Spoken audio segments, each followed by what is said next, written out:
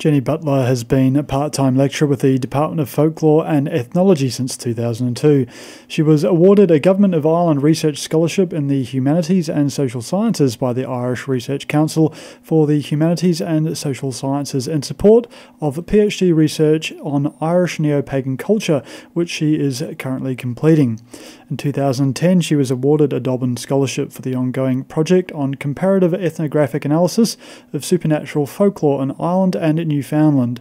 She is also producing an ethnographic documentary on fairy folklore, similar to Ireland and Newfoundland, which was funded by the Ireland-Newfoundland Partnership Scheme. Her key interests are belief narratives, legends, and specifically traditions connected to supernatural beings. Another main interest is that of identity construction in new religious movements and in popular religious practices more generally.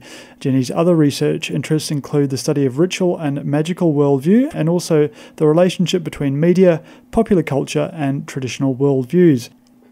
I've been really looking forward to doing this interview just over Christmas. So yeah, it's such an interesting subject, and I know that there's a lot of ignorance out there in the community generally about Neo-Pagan, pagan culture. So for me personally, it's going to be a bit of fun. I work a little bit as a volunteer in the interfaith community, and I sort of identify with a lot of different spiritual ideas, but I'm always really kind of attracted to the pagan ideas. So for me personally, this is going to be a bit of fun. Now, as everyone who's ever enjoyed a story knows, there's lots of poetry in the pagan mythology. There's a long and enduring myth of a variety of supernatural beings and deities and stories and myths consistent across a wide variety of the world faiths and spiritual traditions. I suppose most accessible to the Australian Western experience is that of the Irish pagan tradition. Your research looks directly into the modern interpretation of the ancient and poetic ideas, and I'm wondering if you could outline, Jenny, the supernatural Irish pagan tradition today and its course through recent history. Okay, as you mentioned there, Dave, the pagan mythology, the stories that have been passed down from ancient Ireland contain a variety of supernatural beings, including the Celtic deities and also the Sidhe, what we call in English fairies, and other beings as well. So in Ireland, the old myths were mediated through Christianity. So by that I mean the stories were written down by Christian scribes. So this had an impact on the corpus of mythology that we're left with. So the endings of the stories were changed into Christian ones, for example. So this is a different situation from, let's say, Greek mythology or Egyptian, where you didn't have that filter or influence of another religious cosmology overlaid on the stories. So I mention this fact because for modern pagans, the mythology is one of the major sources of information on the pre-Christian, on the indigenous religion in Ireland. And we're told that the Druids, the priests of the Celtic peoples, followed an oral tradition, and so they didn't write their rituals and beliefs down. So therefore we don't have access to first-hand accounts of the actual religious practices of ancient Ireland. So we don't have precise descriptions of religious beliefs and practices from pre-Christian Irish people themselves. So there are, of course, archaeological, mythological and early Irish literary sources. So it's these sources that modern pagans used as the basis for their religion, and I'm looking, as part of my research, at the relationship between contemporary paganism and the pre-Christian paganism, or pre-Christian religion. And it is one of the more, I suppose, interesting examples that I've found is that there's quite a potent supernatural deity, Brit. I'm not sure what the particular pronunciation is, but Bridget, she's a classical kind of triple goddess, and I discovered in my very kind of elementary examination that she'd been turned into a Christian saint, I think, and but the cult of the idea of the goddess Bridget sort of died quite hard. That even though it was absorbed by the Christian tradition, that that I think for quite some time she was worshipped as a goddess. Is that so? These ideas were quite persistent despite the Christianization of many of these deities. Yes, I think the Christianization of figures such as Bridget were because that that cult, or cult in terms of veneration, that was so strong among the pagan Irish that they turned the goddess into a saint. Literally, they just the saint has the same name. The goddess Bridget's shrine was in Kildare, and also the Saint Bridget is supposed to come from Kildare and have her nuns based there, where the priestesses were supposed to be based. So it's almost like a Christian veneer was put on certain goddesses and gods. With the idea of the Celtic cross, where there's a Celtic circle behind or in front, or incorporated into the Christian cross, is that? Now, I don't fully understand what that represents, but I think someone might have suggested to me that the circle represents the old religion and the cross represents the Christian. Is that was there a sort of harmonious blend of Christianity as a new religion coming into Ireland, or was it simply an overwhelming sort of religious force that came in and kind of wiped out the kind of older pagan traditions?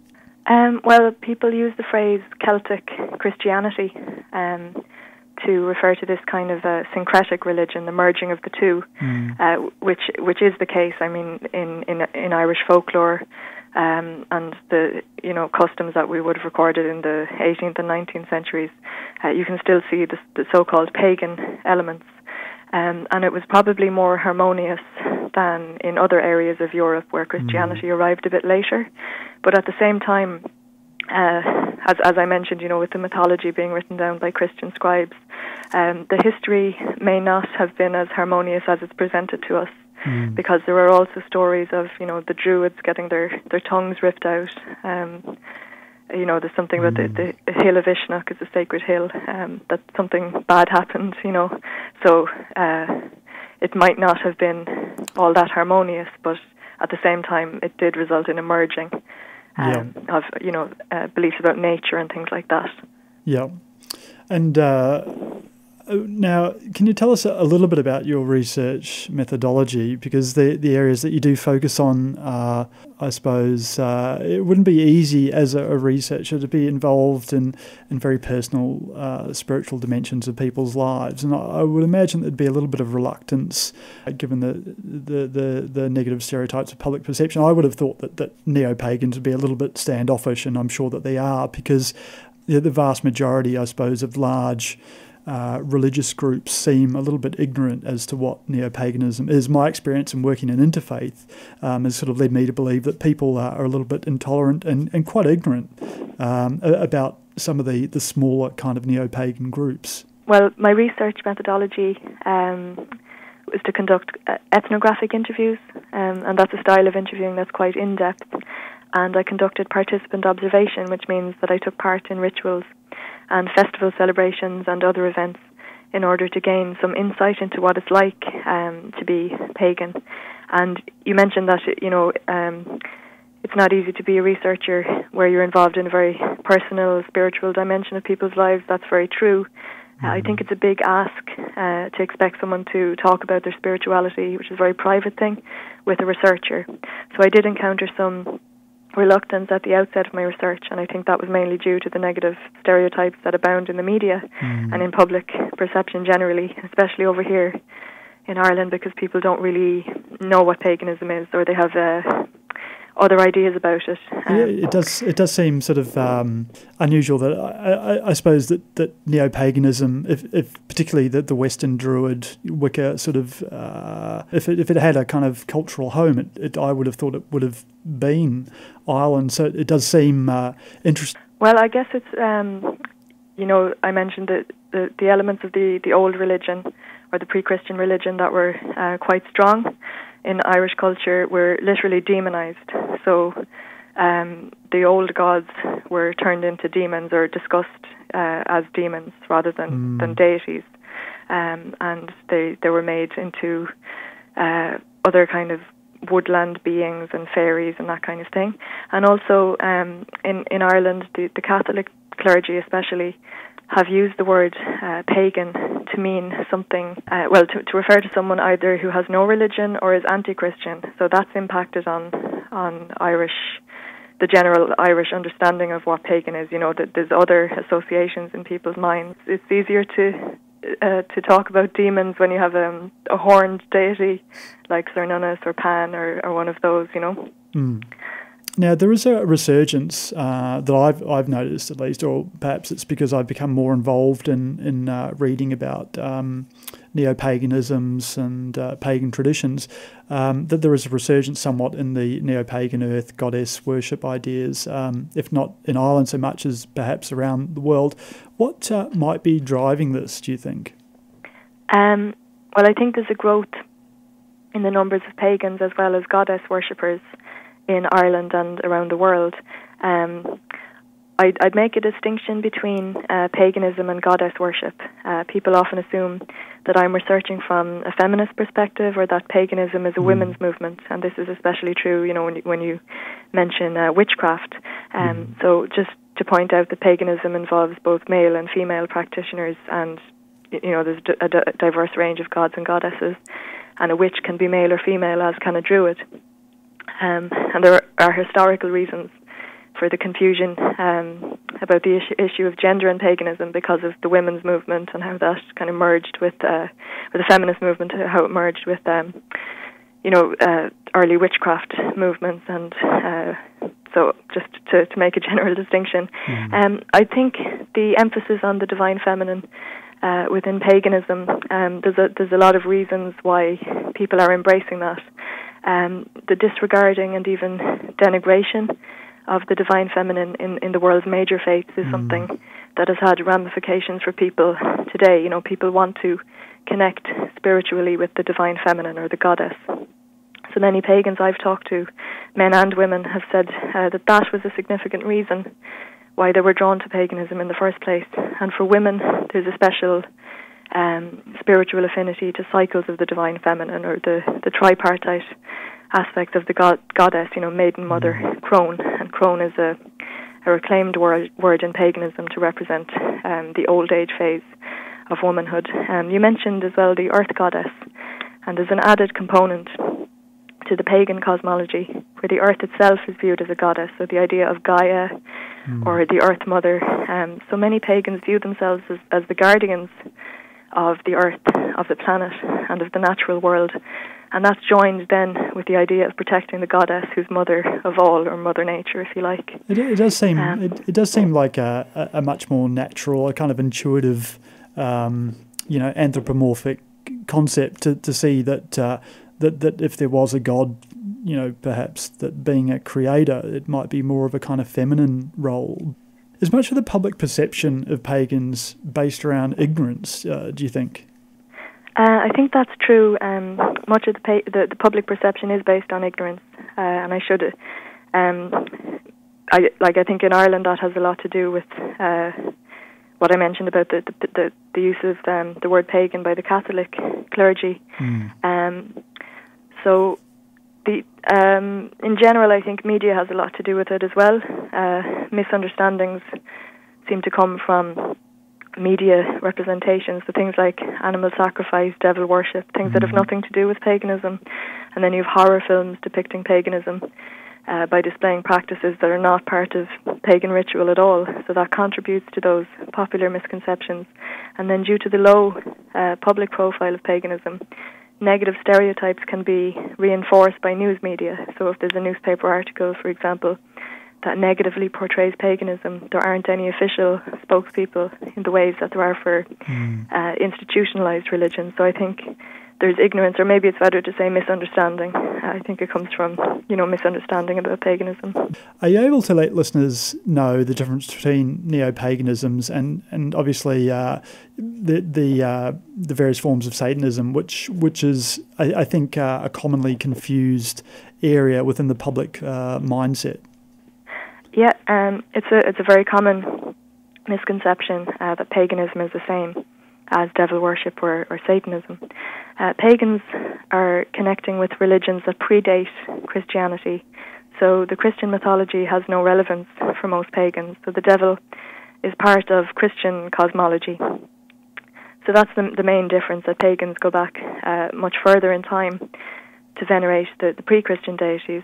So devil worship refers to a Christian who's turned bad, or to some other person who venerates the devil. So devil worship can be distinguished from modern Satanism, because Satanism itself is actually a modern-day religion based on the teachings of the Church of Satan. So this church was founded by Anton LaVey in San Francisco in 1966, and it's called LaVeyan Satanism. But they don't actually worship Satan. Rather, they use it as a figurehead or a symbol of power that represents their beliefs.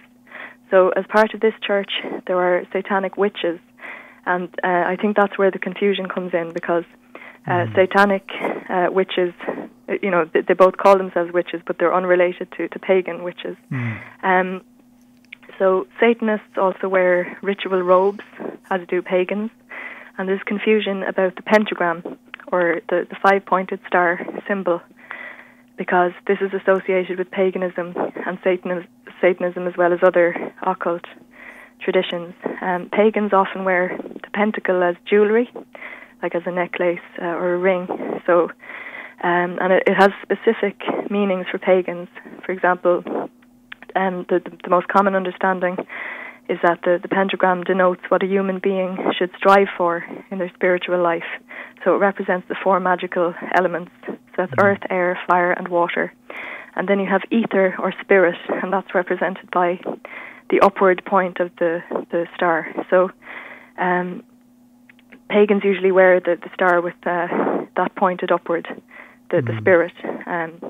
So the pentagram is also associated with the planet Venus in the sky, the apparent path of Venus as seen from Earth with respect to its position in relation to the sun. So it's roughly a five-sided figure, but it's not a perfect pentagram shape. But Venus is important for lots of pagans. So many pentacles, the pentacle is just when the pentagram is etched on something, or a pendant is called a pentacle. So sometimes it's shown as enclosed within a circle, which for pagans represents the cycle of life, and it also has associations with the sacred circle or magic circle that pagans use for ritual practice. So generally, pagans wear the pentacle, as I said, with the one point facing upwards, and this distinguishes it from how Satanists wear it. So Satanists wear 2 points facing upward, so that 3 points are facing downward, and this represents the rejection of the Trinity. So this is normally the way LaVeyan Satanists wear it. So Satanists sometimes wear a pentacle with a goat's head inscribed inside it. So this represents the sabbatic goat, and that's an image drawn by the French occultist Eliphas Levi in 1855. So the sabbatic goat is supposed to be the form that Satan takes, and there's more confusion here because the Sabbath is also the word that pagans use for their festivals. I mentioned that I take part in festivals, so there's 8 pagan Sabbaths. But historically, during the witch trials, people accused of being witches were charged with attending the Sabbath, of gathering with the devil in the form of a goat. So there's confusion between the terminology, words like witch, Sabbath. So it's understandable how people confuse the two. It was probably fueled by, to a certain extent, media and perhaps uncharitable, sort of right-wing element. What is the difference between, in paganism and or the words paganism and Neo Paganism? Is it significant that these two words exist, or is it at the core what seems to be the main spiritual ideas in pagans today? So I suppose two questions: are the words paganism and neo-paganism significant, and what are the main sort of spiritual ideas that pagans have in today's Ireland? And is it really different, paganism, at its core to other world religions? Well, the word paganism can be used generally to refer to indigenous religions around the world. So that would be the tribal or native religions and mythologies across the globe. So in Ireland, the pre-Christian religions are referred to as pagan. So that's one sense of pagan. So in academia, the term Neo Pagan, and Neo just means new. So New Pagan is used to signify contemporary nature-based spirituality, or this movement of paganism, the pagan religion, as it is today. So it's just to distinguish between the indigenous or pre-Christian context and the modern movement. And I'd like to point out that in some of my presentations and publications, I use the term neo-pagan to distinguish the two time periods. But where the context is clear, if it's clear that I mean the modern day movement, I'll just use the term pagan, and I capitalize it because the other religions are capitalized. So some pagans feel that academics are attempting to belittle them or to imply that paganism is newfangled or not authentic by saying neo, but that's not my reason for using neo-pagan. It's more that it's less confusing to distinguish the contexts when I'm discussing both time periods. So I wouldn't say it's about using the correct term, but it's more that for academic purposes you need to be very clear about what your research actually deals with, because the word pagan can have all those different associations. Perhaps when the modern pagan religion becomes more widely understood, the use of neo won't be necessary anymore. And I suppose the third part of that question, which I shouldn't have really asked three questions as one, but at its core, there appear to be, I would have thought, universal concepts that apply to most large religions and the smaller ones too, such as paganism. What is paganism at its core, other than the kind of superficial, ceremony? Is it really that different from, say, Christianity or Buddhism? What values would you attribute most good pagans? I think the core of paganism is a shared understanding of the divine as inherent in nature. So that idea of sacred nature. Many pagans are animists in that they believe, everything in the world is connected by a spiritual essence. So that would include plants, inanimate objects, natural phenomena. So that idea of a supernatural power that's organizing or animating the material universe. So in pagan cosmology, or how they see the universe, the totality of the universe is considered to be sacred. So nature is thought to have an intrinsic value. So in philosophy, this is called pantheism, this kind of belief. And paganism is polytheistic. They believe in many different deities. So it's also a magical religion. And most pagans would believe in magic as energy of some kind, whether that's a special universal energy, an earth energy that exists in nature, or a psychic power. So paganism is very diverse.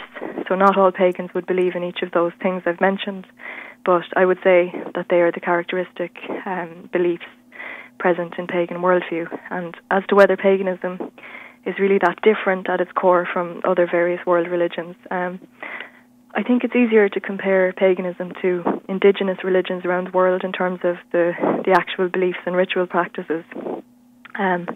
I haven't done any comparative work on paganism and other religions, but perhaps it's safe to say that central to all religions is the idea of living a good life and treating other people well. And in paganism, there's a prominent belief that everything that exists is connected by energy, so this animistic or holistic outlook on life. And that way of seeing the world impacts on how pagans behave toward other people and toward animals and the earth itself. So at its core, I don't think it's all that different to other religions. In your opinion, do you feel that there is prejudice against these smaller pagan faith groups, Wicca or Druids, based on old religious ideas, going back to the burning times where people were persecuted, targeting small, vulnerable minority groups, religious groups in particular? Is that prejudice, do you think, that fear-based thinking that some of the larger monotheistic religions can generate in communities, does that still exist even after these several hundred years from the burning times to today? Is that prejudice still out in the community? I think there is social prejudice against smaller religious groups, not just paganism, simply because they are minority religions and less is generally known about them. So when there's a lack of understanding, rumour and fear can grow up around these groups, especially if they're connected to occult activity. So occult just means hidden, but people are afraid of what they don't understand. And the secrecy of some groups, especially initiatory traditions like Wicca, can compound this fear. And as as I mentioned, the negative portrayals in horror films and sometimes the mass media adds to that.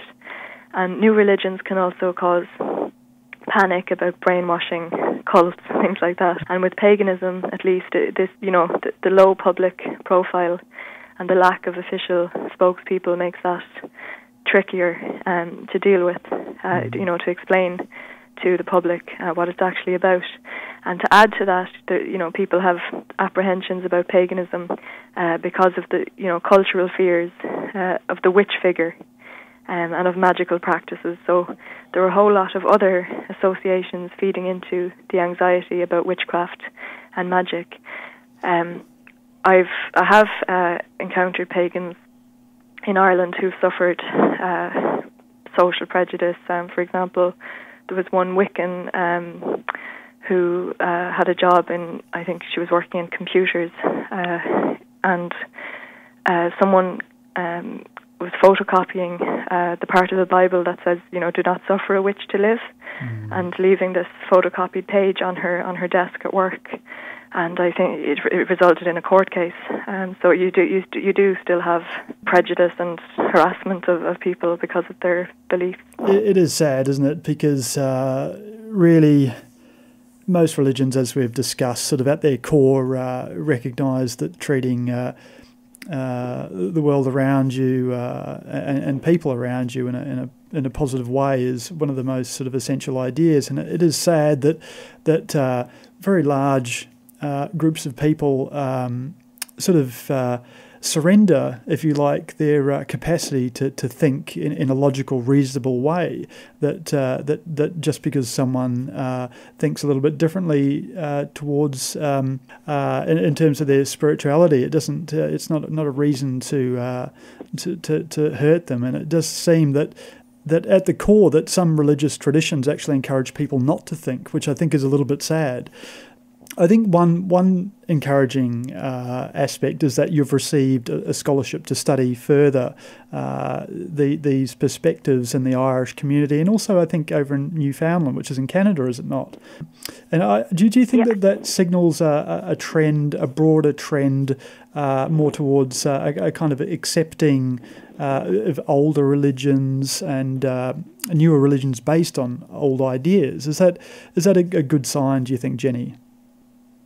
I think it is a good sign. I received a scholarship from the Irish Research Council for the Humanities and Social Sciences in order to do my doctoral project on paganism. The discipline that I'm in is folklore and ethnology, and this field studies culture and how culture changes. So when there's a large movement like paganism, I think the social sciences or humanities need to look at that, because it is part of changing culture. So the object of my research is to understand what pagan culture is, first of all, and what Irish pagan culture is. So by that I mean the kinds of cultural resources that Irish pagans draw on, like mythology, landscape, sacred sites, history, and so on. So academic research broadens knowledge in general, so perhaps research on paganism will contribute to the social understanding of it in turn. So I think it's encouraging in that way to add to understanding. And it is such a rich mythology and such a rich history. It's something that I think should be encouraged in some ways, that spiritual diversity is part of the richness of humanity, and so not to encourage it, not to draw on this wonderfully rich heritage would be a crime, I think. But with your direction and in your academia, but also, I suppose, writing in general. Are you planning on taking a break from study and writing, any commercial books at all, or is it going to be more of the same academic research for you this year, or what are your plans generally? Well, I submitted my thesis, my dissertation last year, so I would like to turn that into a book in the near future. And then I'd like to continue with the separate research project on fairy folklore. And you mentioned Newfoundland in Canada, and that's a separate project I'm doing on I'm comparing fairy folklore in Ireland to Newfoundland, where a lot of Irish people emigrated to in the 1800s. So I've been working on a project since 2009. It started out as a documentary film that I'm making with Susanna Zalokar. So we're going to finish that film, and I've been there twice to Newfoundland. I also got a Dobbin scholarship from the Ireland Canada University Foundation, so I really want to get back into that research and maybe maybe compare fairy folklore in Ireland to other parts of the world, like Iceland, for example. I'd love to do that. We're just really, really delighted to have you chatting, and we're very grateful for Jenny Butler to have a chat with us about her research into the pagan and neo-pagan traditions in Ireland and also Newfoundland.